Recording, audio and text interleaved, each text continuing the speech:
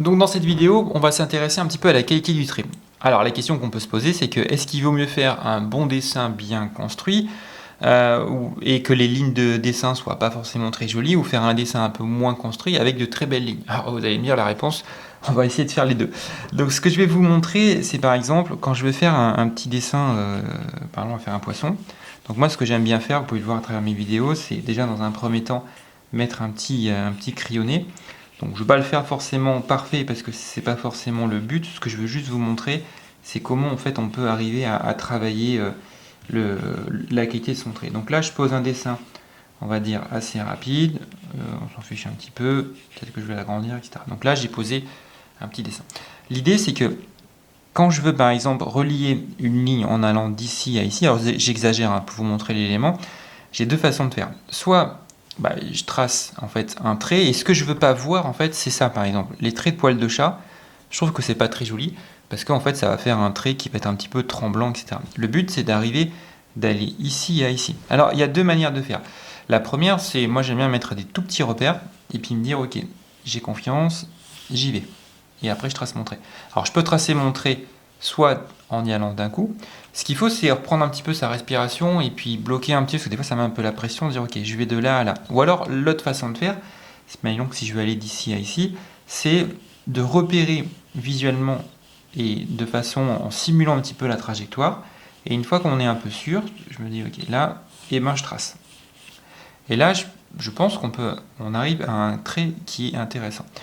Donc ce qu'il faut, c'est, et ça vous pouvez le voir sur ma chaîne, je mets pas mal de vidéos là-dessus, c'est d'essayer d'arriver à avoir la main assez souple, d'avoir la main plutôt artistique que d'avoir une approche d'écriture où quand on va écrire, on va rendre en fait son trait, on va dire, moins joli, moins aérien, etc.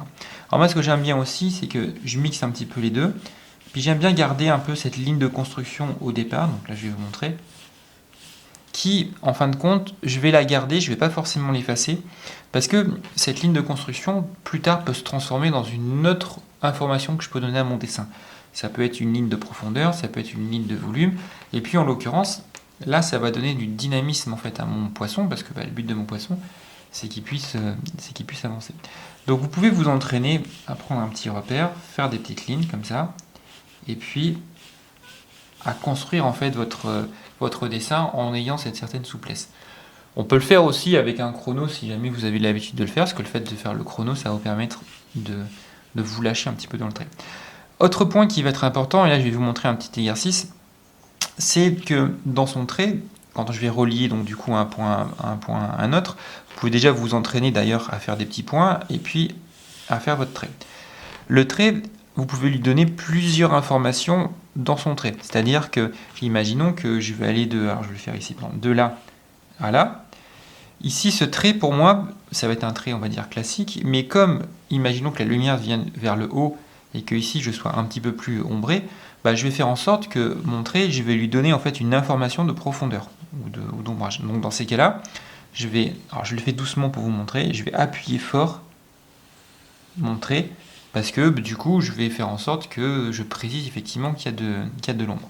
Donc ça veut dire que je vais à la fois tracer mon trait et donner une information dans ce trait-là. Ici je remonte tout doucement, où là je vais faire un peu la même chose, sauf que je vais donner à la fois de l'épaisseur et de la légèreté dans mon trait. C'est-à-dire que je vais incliner en fait mon crayon, je vais être fort et léger.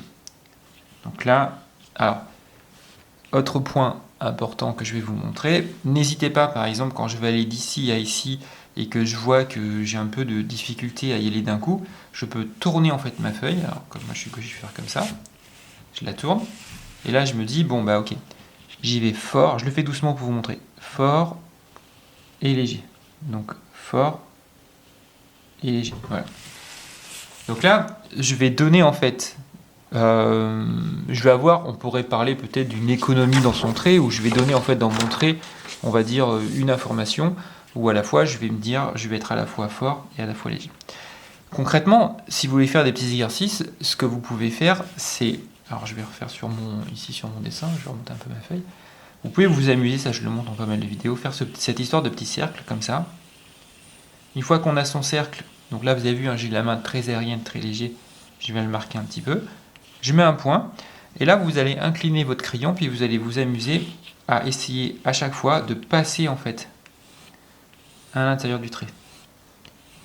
Donc ça va vous permettre de gagner un petit peu en précision. Donc vous pouvez vous amuser à tracer à l'intérieur du trait, donc premier élément. Le deuxième essai, ce que vous pouvez faire, vous pouvez vous mettre une contrainte ou une variante, c'est-à-dire que vous allez partir en fait fort et vous allez finir fin. Donc j'incline mon... Alors je le monte tout doucement pour vous montrer le mouvement. Je fais fort, je lève mon crayon et je fais fin. Fort, fin. Comment je fais là? Fort, fin.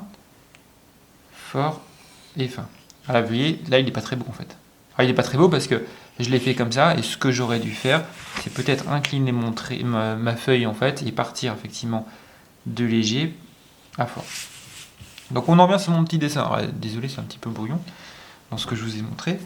Mais là, je reviens un peu sur... Je continue mon dessin. Vous voyez, je suis assez montré et assez léger. Il est assez énergétique, si je peux l'appeler comme ça, parce que comme c'est un poisson et que le poisson il est toujours en mouvement, je veux quand même donner un certain dynamisme. Là, je vais monter un peu. Je vois que ça tourne un peu. Et puis, ici, hop, je vais venir mettre mon trait. Alors là, je mets mon repère et je tourne. Ce qu'il faut aussi observer, c'est que la ligne, par exemple, si je reprends cette ligne-là à là, je ne sais pas si vous le voyez bien, elle n'est pas arrondie en fait. Ça veut dire que dans le sens de mon observation, j'ai remarqué qu'il y avait un petit point ici. Donc ça c'est important quand vous dessinez. Par exemple, regardez, là j'ai mon petit repère en fait qui est ici. Et si j'agrandis, je vois bien en fait que ça ne tourne pas en fait, qu'il y a un point de cassure ici. Pour ce point de cassure, c'est intéressant de le faire. Puis en plus dans votre dessin, ça va rendre vos dessins un peu moins ronds en fait, un peu moins cartoons. Ça va être de se dire, bah ça je l'ai vu. Et du coup je peux mettre un léger point ou dans ces cas-là, je m'arrête ici et je la coupe en deux. Ou alors, j'y vais un peu visuellement et je me dis, ok, là j'y vais, je mets un temps d'arrêt ici et ensuite je retrace la deuxième. Alors vous pouvez mettre un temps d'arrêt, mais faites tout de même attention, si jamais par exemple vous utilisez un stylo avec de l'encre, bah, le fait de mettre un point d'arrêt avec de l'encre, ça va mettre un léger point sur votre feuille. Donc par contre, le fait d'y aller très légèrement comme ceci, puis de dire, ok, là j'ai vu qu'il y avait un visuel, j'attends, je lève un peu ma main et après je retrace le deuxième. Ça c'est important parce que en fait on n'a jamais, enfin c'est bien dans un dessin des fois de casser un peu et de mettre une continuité en fait de ligne. Ça peut être intéressant. Un autre exercice que vous pouvez faire si jamais vous voulez vous entraîner, c'est de faire cette histoire. Je crois que là j'ai déjà montré, faire une ligne comme ça et la couper en deux et vous amuser en fait à trouver le bon milieu en gardant des belles lignes droites. Voilà. Donc là, par exemple, ici, le milieu il est ici. Donc là, je vais venir tracer. Donc vous voyez, je suis léger. Et quand j'ai compris mon mouvement, j'appuie. Petite astuce, moi par exemple, regardez, j'ai mon petit sac banane en fait, qui est juste à côté de la façon dont je dessine. Donc ça c'est pareil, je vais le déplacer pour vraiment avoir une certaine aisance dans son bras. Il faut éviter d'être trop bloqué en fait, hein, parce que là j'avais mon sac banane du coup qui venait ma bandoulière plutôt, qui venait toucher mon coude et du coup je ne faisais pas démontrer. Donc entraînez-vous à diviser en deux ici et d'aller chercher en fait des bons traits. Donc pour résumer en fait cette vidéo, ce qu'il faut essayer de comprendre, c'est alors bien sûr, il faut essayer de faire un bon dessin, essayer de bien construire son dessin, etc. Et après, dans cette peut-être notion d'ancrage, ou même le faire directement sans faire son crayonné en amont, essayer de se dire, bah, je vais essayer d'avoir des belles lignes. Et dans ma ligne, ce qu'il faut retenir, c'est toutes les informations que je vais donner en fait dans ma ligne. Est-ce que je donne effectivement une notion de profondeur? Est-ce que je donne une notion de volume? Est-ce que je donne une notion de dynamisme, une notion de force, une notion même d'émotion que je peux avoir dans mon dessin? Par exemple, si ici je veux, alors je finis là et je veux donner une émotion dans mon dessin, je peux dans mon trait le faire tourner un petit peu pour donner en fait un effet par exemple de cassure directement dans le dessin. À votre tour. Donc vous pouvez vous entraîner. N'hésitez pas à voir en fait dans ma chaîne, sur ma chaîne YouTube, je donne pas mal d'informations et puis je suis en train de... Là vous avez une formation qui est disponible directement dans le lien si jamais vous voulez aller un peu plus loin dans le fait de pouvoir se perfectionner dans le dessin en instantané. Bon courage à vous!